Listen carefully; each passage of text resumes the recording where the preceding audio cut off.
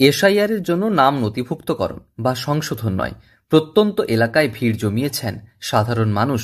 হাতে দরকারি কাগজ, মুখে একরাশ আশা নিয়ে তারা লাইন দিয়েছেন। সারাদিন যুদ্ধকালীন তৎপরতায় চলছে কাজ। সুপ্রিম নির্দেশের পর ফের বাংলায় চালু হচ্ছে 100 দিনের কাজ। সুপ্রিম কোর্টের এই রায়ের পর বিভিন্ন জায়গায় জায়গায় শুরু হলো জব কার্ড রিনিউয়ালের কাজ। পশ্চিম মেদিনীপুরের পিংলায়ও শুরু হয়েছে 100 দিনের কাজের প্রস্তুতি। জব কার্ড রিনিউ করতে ভিড় স্থানীয়দের, তবে আগামীতে তারা কাজ পাবে বলে আশাবাদী।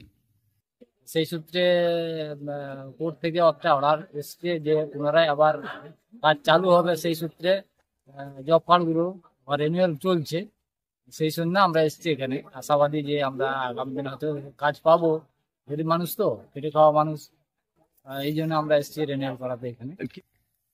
এসআইআর আবহে মানুষের মধ্যে চলছে টানাপোড়েন।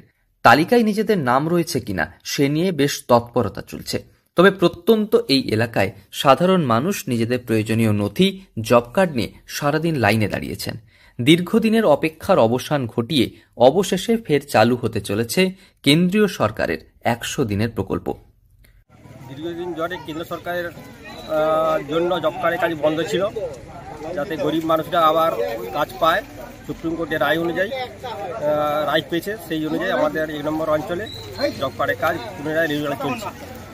এতে আশাবাদী গরিব মানুষরা তারা 100 দিনের কাজের কাজ পাবে এবং পাবে।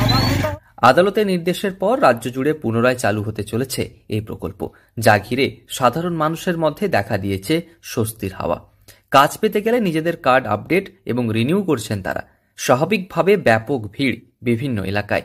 ব্লকে ব্লকে বুথভিত্তিক এই কাজ চলছে। বৃহস্পতিবার সকাল থেকে পশ্চিম মেদিনীপুর জেলার পিংলা এলাকায় শুরু হয়েছে জব কার্ড রিনিউয়াল প্রক্রিয়া।